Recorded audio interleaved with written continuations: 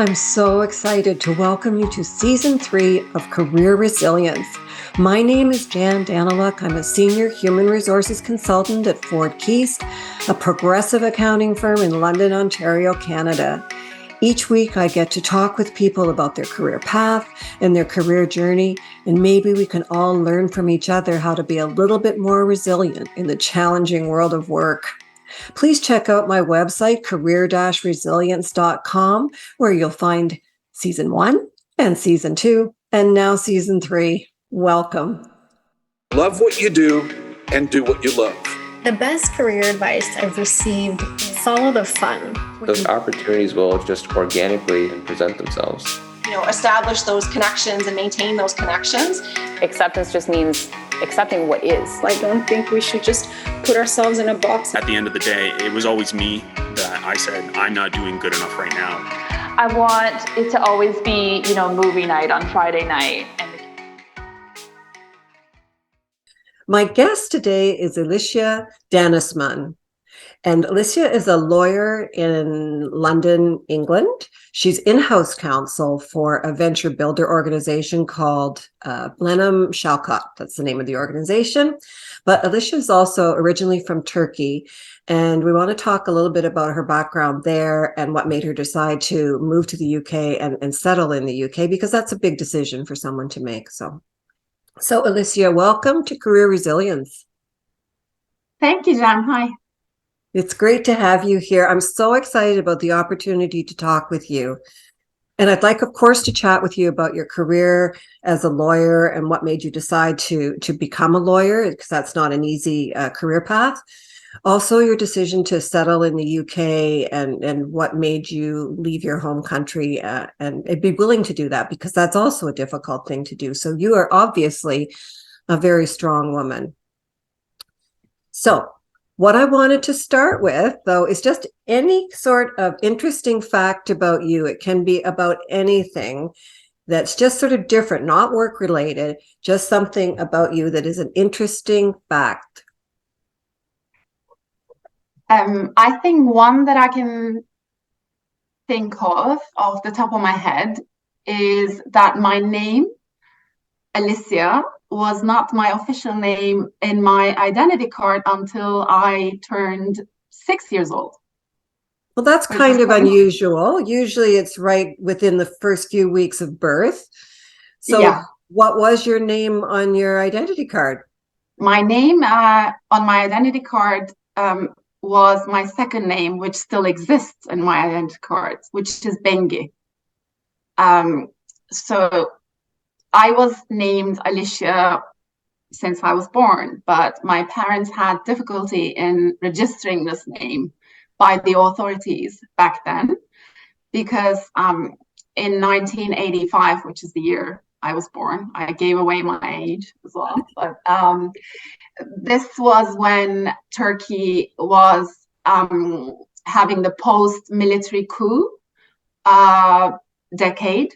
And things were quite political, obviously, and there was a nationalist wave, very much, impactful in the country in general, in people's daily lives, how they would name their kids, to a very, very large extent. And this is why when my dad went to this local authority to get my first identity card, they refused to write it because of the foreign origin of the name, because it's not Turkish origin. Okay. So that's how it happened. And then obviously everyone was calling me Alisya, but I had a different name on my identity card. And at some point, my mom decided to go to court and get a court decision to have it written on my ID. Yeah, and this happened when I was 6 years old. And she made it. What is the origin of the name Alisya? How is that foreign? Where is it from? I think, I heard that my mom decided to name me this after reading a book and liking the character in the book named Alisya. Mm-hmm. But in the book, when she read the name for the first time, she did a research on it, and she found out that it's Yugoslavian origin. Okay. But obviously there are versions throughout the world people Yes. are using. I know there's another spelling in the US, which is very common. I'm sure you know it as well. It's Alicia. Yeah. So it's pronounced exactly like this, but I have different letters that only exist in the Turkish alphabet. That's why they Yeah. give this sh there. Well, I think your mom was very smart, very feisty, but also to me, you look like an Alisya. It's a beautiful name, and you're a beautiful woman. So that just makes good for your mom. Thank you. So let's move over then to talking about career. And when you were growing up, what were you thinking you wanted to do when you grew up? I actually was a kid and a teenager who had a lot of different interests. So when I look back, I remember that there were times where I wanted to become a singer. There were times where I wanted to become an actor, a doctor, an architect, a diplomat. Oh. But funnily enough, I never dreamt of becoming a lawyer, which is quite ironic because I ended up one. Are you actually someone who can sing? Yeah, I would like to think so. Okay. But don't let me sing, please, because I would be horrible here. I would never ask someone to sing on the spot. So at what point did you think about becoming a lawyer? So at the end of high school, I set the university exam, which is a multiple choice very big central exam in Turkey. So you only have to sit this exam, and then the GPA during the high school also has an impact on where you would be placed in the uni. So that grade of the central university exam, which is only for 3 hours, you have to sit it. It determines basically which bachelor degree you can choose to study. So the higher the mark is, obviously, the better degrees and unis you can select from. And I had not a bad outcome out of this exam. So my grade was pretty high. And I was just checking schools which I can get into. And a lot of good law faculties were among the ones that I could select. So I just decided to go for one of these. Okay. Yeah. And so you went to uni. We call it university, but you call it uni. So you went to uni and you became a lawyer. Did you think you were going to practice in Istanbul, in Turkey? What was the plan? I actually started working even before I graduated law school.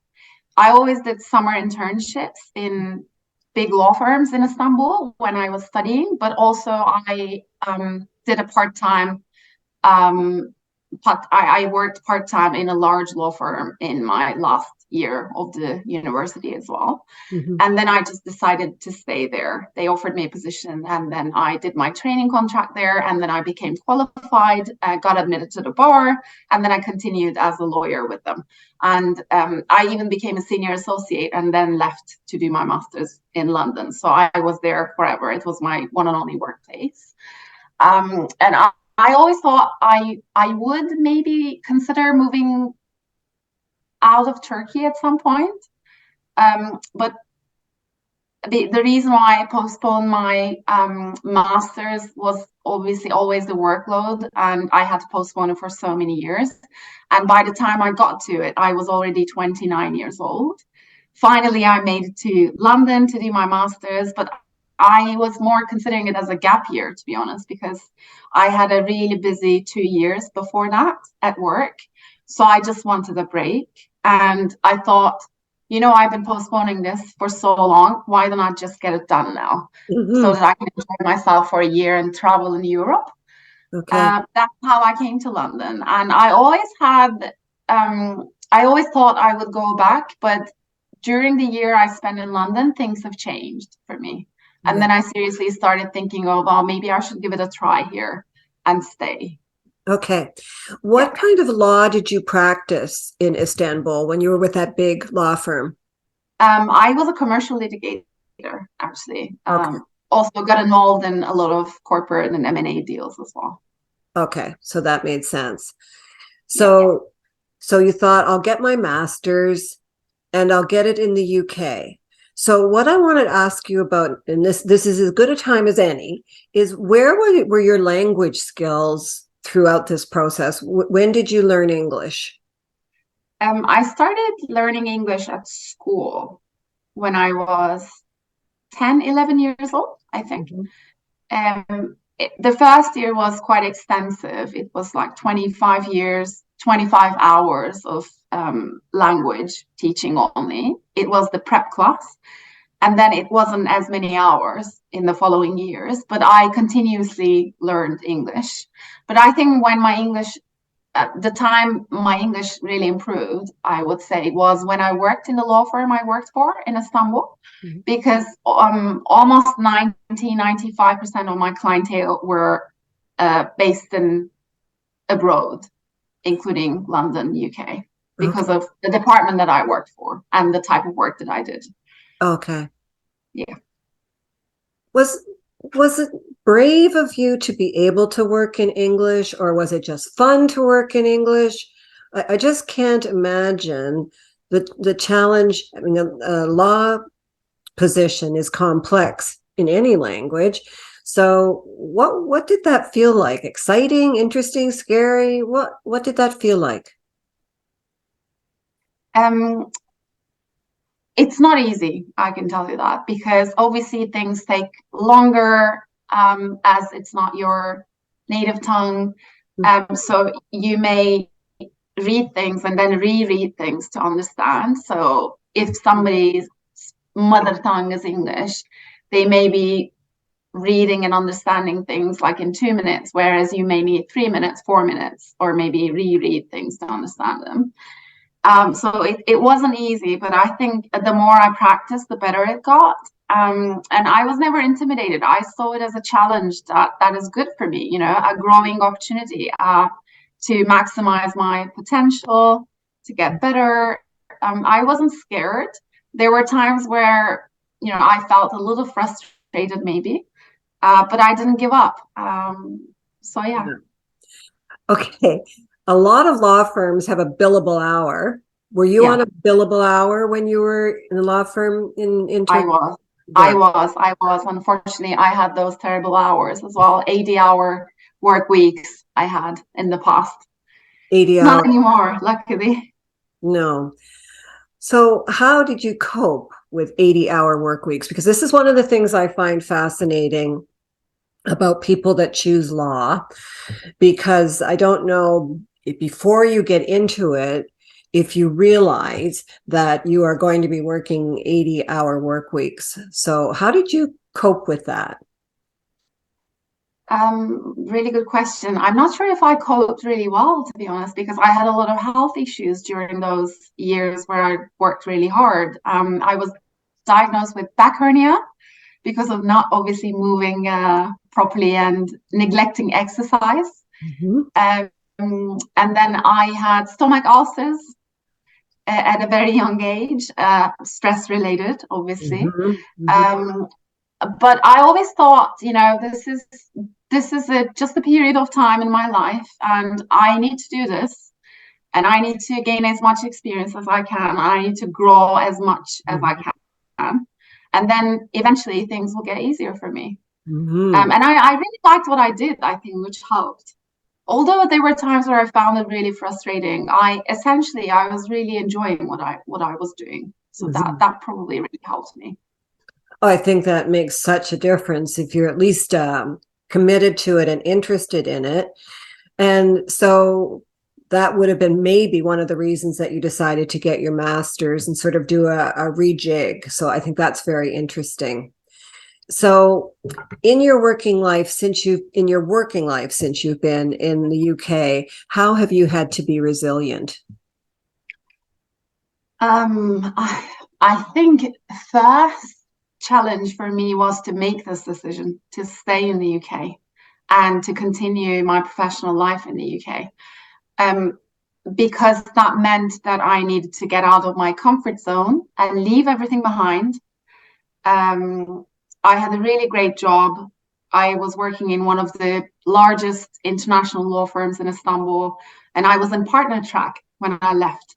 Wow. So I knew that if I'd gone back, I would have made partner at a very young age, probably one of the youngest the firm has ever seen.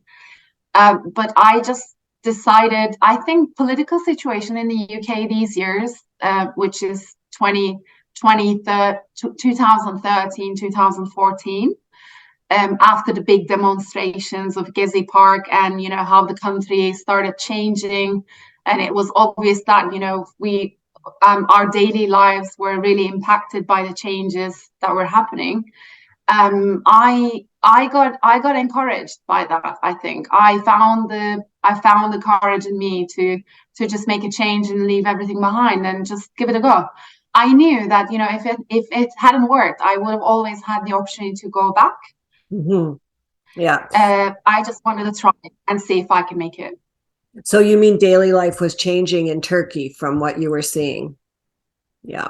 Yes. Also, I was, I don't know, I'm a very sensitive person, so I can't really, shut my ears and close my eyes to what's happening around me. And I was always reading the papers, obviously following, politics and what's going on in the country. Obviously, part of it comes with the profession as well, but I was always interested in politics as a human being. So there were a lot of things that were really bothering me, and I think had enough of waking up to terrible news in the country. I was really upset by what was going on. Yeah. So did you study Ataturk and the things that he brought to the country? Yeah, the time when I studied, Turkey was very, very secular. Not on the paper secular, but also in practice secular country. Mm-hmm. Yeah. But things started changing, obviously, after. Yeah. Yeah. Yeah. Interesting. Okay. So tell me about your day-to-day work now. What do you do, and how many hours do you work? I hope it's less than 80. Even if it's 79, Alisya, I hope it's less than 80. No, it is less than 80. Luckily, I have a rather good work-life balance here compared to my private practice days in law firms. So I do work as an in-house counsel in Blenheim, Chalcot, which is a venture builder, venture capitalist, actually, but it doesn't like to call itself a venture capitalist because it's not your typical venture capitalist. The difference between what we are and a typical venture capitalist is because we're not only investing in the businesses, we are building the businesses.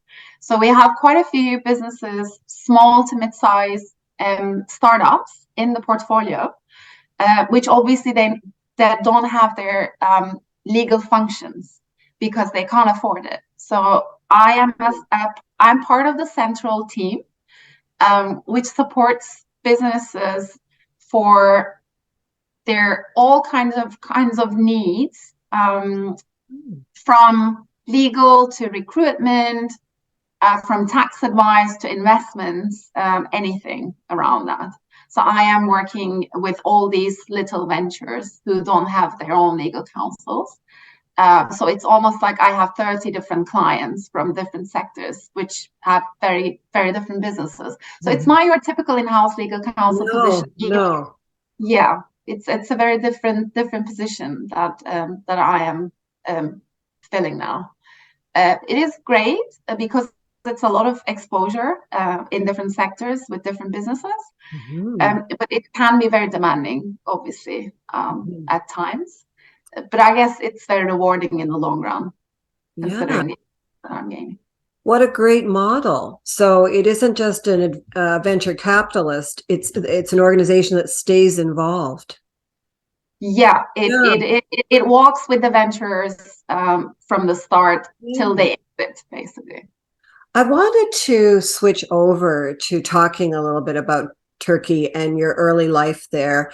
And just in mentioning that, I think that you and I would be remiss not to mention what Turkey is currently going through with the earthquake and the aftermath of the huge earthquake that has occurred there, and honoring what people have been dealing with in that situation, which is so horrific for those people that were affected so dramatically. But you would be affected too. So from being far away, how has that been for you?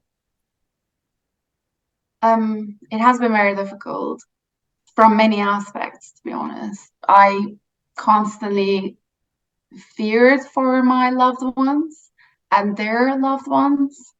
I luckily didn't have any immediate family who were affected badly, but I had extended family members who were living in the area who were affected, and also friends and their families as well.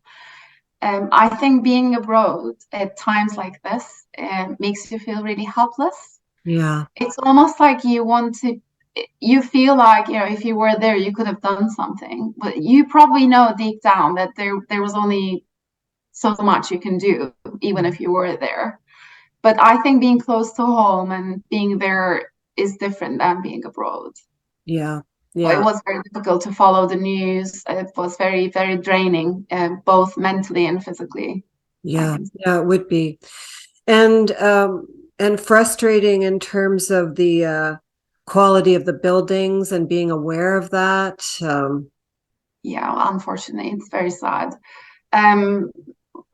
Turkey, it is Turkey's reality. Turkey is a country that is on a few plates. There are a lot of fault lines, and Turkey is an earthquake zone. So we have to live with that. And we experienced really major earthquakes in the past.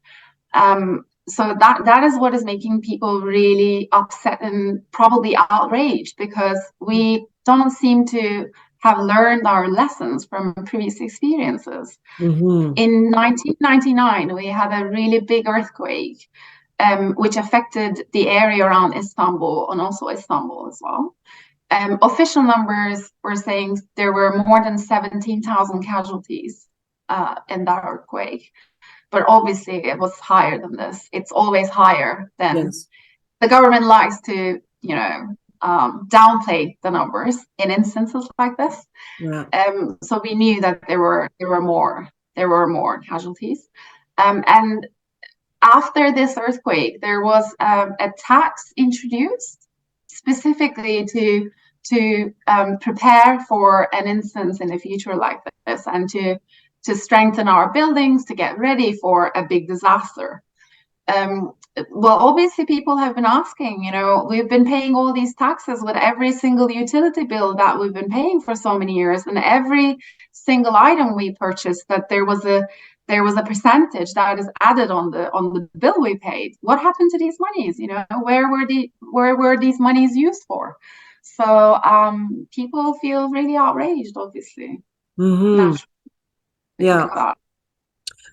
Yeah, it seems like, Alisya, every time these things happen, there's this dealing with the situation, and then we're going to do things differently, and then something happens and things aren't done differently, and it's hard not to be outraged when that was a deal, that was the decision, that's what we all committed to. Yeah, it is very sad, and it's going to repeat itself. It will. It's not a matter of what if it's going to be, and there will be another one. It's a matter of when.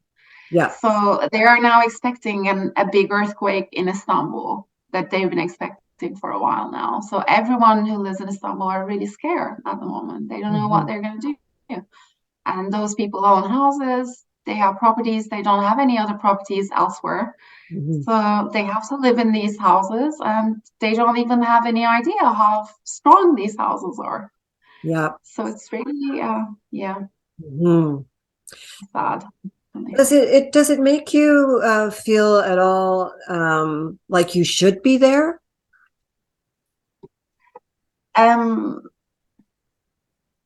Yeah, that is a difficult question.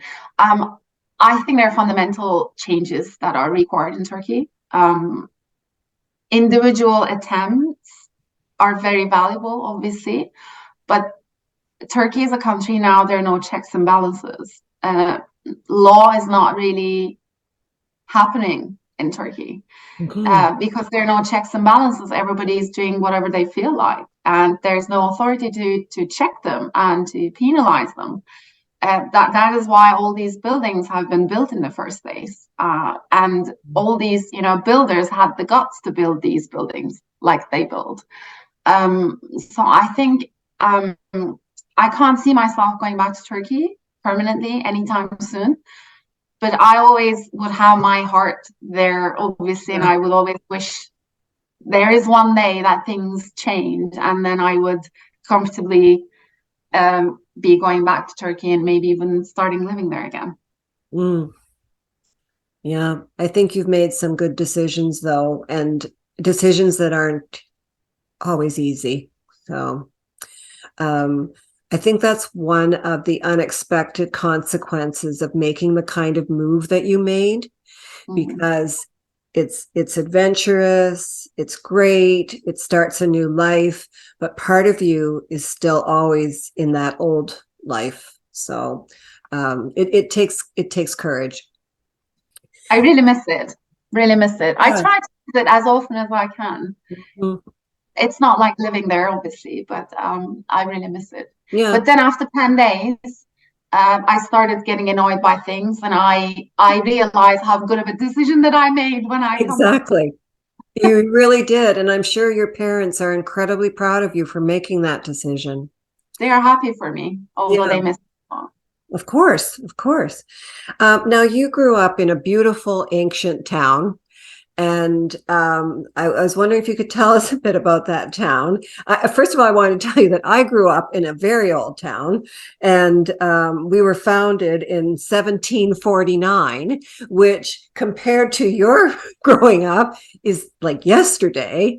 So were you aware growing up of the incredible history of your town, which is, what was it? It's pronounced what? It's called Marmaris.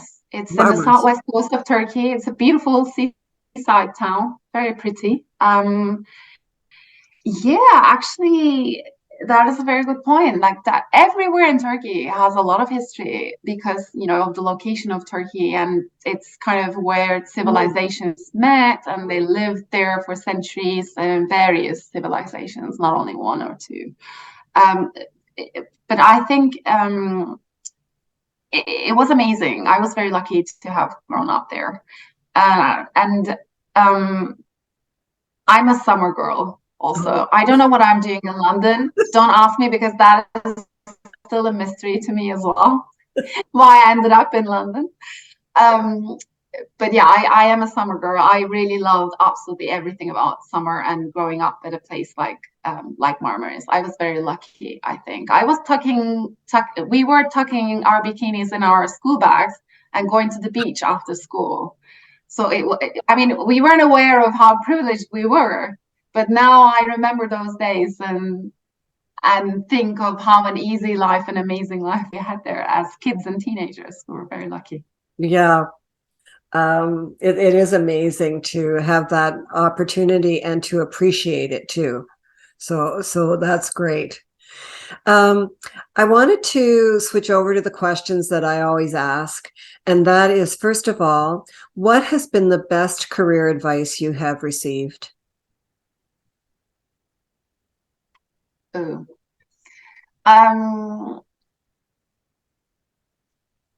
My former boss didn't directly say it to me, but at a meeting, at an office-wide meeting, he once said about a court case where there were allegations of corruption by other parties involved in the court case, not our firm, not the side that we were representing, but the counterparty. And he once said, "No win is worth your integrity," which really stuck with me. I think that was very, very important. And it's a good advice that you can give to people who are trying to practice law. in corrupt countries, I guess. Yes. Yeah. Oh, that's a great one. And I can think of actually another one, which was when I was really stressed. My partner, who was an amazing woman, very inspiring, she told me that jobs come and go, but experience and friendships and learnings remain. So don't take it super seriously, it's not really worth it. This is just a job and you will find another one. But yeah, just try and learn as much as you can from people, professionally and also at a personal level, and gain as much experience as you can. Yeah, that's a good one too. So secondly, is there a book that you've read, a podcast you've listened to, or even something that you've streamed wherever you stream things that you found was helpful or influenced you in some way? I think it's not really particularly influential or inspiring, but I really enjoyed watching the TV series called The Suits. Oh, I'm sure you know it. Oh, yes. Yeah, I loved how that depicted a typical American lawyer's life, which is very far from the reality, by the way. The stuff that was happening in the show are not really true. It doesn't happen on a daily basis, at least not that many of them. But it was great. I just absolutely loved the acting and the show itself. So I really enjoyed watching that. You know what I really enjoyed about Suits, about that show, was the clothes. Oh, yeah. Amazing. Oh, my gosh. Who was your favorite character? Did you have a favorite character?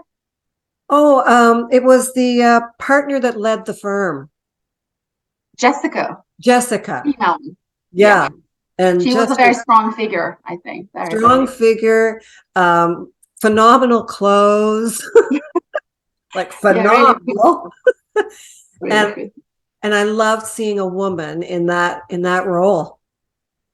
What about you? I think my favorite character was Donna. Oh, really? I really liked Donna. And so Donna was the assistant. Yeah, Donna was the assistant, witty, super smart, very capable of everything, really. I loved her. I thought she was a fantastic character. You saw that after you were a lawyer. It didn't inspire you to become a lawyer, so that's good. Yeah. You would have been very surprised. I think I wasn't really inspired to become a lawyer when I was growing up. But if you ask my mom, she would have a different opinion about that because there were times, obviously there were many times where I felt really frustrated and I was asking myself, like, why did I even become a lawyer? This is too hard. I could have done better with my life. I could have become something else where life would have been easier for me. And my mother told me one day that I was always meant to be a lawyer because she reminded me that I drafted my first legal contract when I was 12 years old. So that was also an interesting fact. I didn't remember about it, but after she told me, I vaguely remembered why I did it and when I did it. It was to be signed between me and my dad because I was working in summer. I was working at my dad's shop and I wanted to draft a contract which set forth my working hours, my siesta hours, my pay. And I even found 2 witnesses to sign the contract with us. So that was a funny story. Just on that, that's very interesting and very, ahead of your time there. And of course, as a human resources person, I'm just so delighted to hear that. But what were your siesta hours? Oh, because, in summer towns, in Greece and Spain, in Italy, there are also siesta hours. My siesta hours were between 3 p.m. and 7 p.m. usually. So those are the hours that the weather is, the peak of summer, you have obviously very hot weather and where I'm from. And the tourists usually spend those hours on the beach, by the pool, So you wouldn't make a lot of sales. So you rather just close the shop and get some rest so that you would be going back for the evening and not closing the shop until pretty much midnight. Okay. Yeah. Good way to live. And my third question is, what are you most proud of related to your career? I think overall, how I changed my life at the very later stage, where I just got out of my comfort zone and made the decision to stay in the UK and start over. I think I'm pretty proud of that. Also, when you're a commercial lawyer, there isn't much impact you think that you're making on a personal level, because you're obviously, if you're not considering financial gain or the amazing results out of a negotiation, financial results that you're managing to get, then it doesn't give you a lot of satisfaction as a person. So doing impactful things every now and then, I think, is very good for commercial lawyers. And I have volunteered during the post-demonstration process, because there weren't enough lawyers and there were a lot of detainees and people getting arrested on a daily basis. Most of them were really young people, university students, people at the below 30 years old, and the attorneys, the bar was assigning them were not enough in number. So I had to volunteer. So I was protesting during the day and not getting any sleep. I'm going to the police stations and public prosecutor office to be present during their interrogations there as a volunteer attorney. And then I was going back home, showering and changing, and going back to the law firm during the day, where I was a commercial lawyer.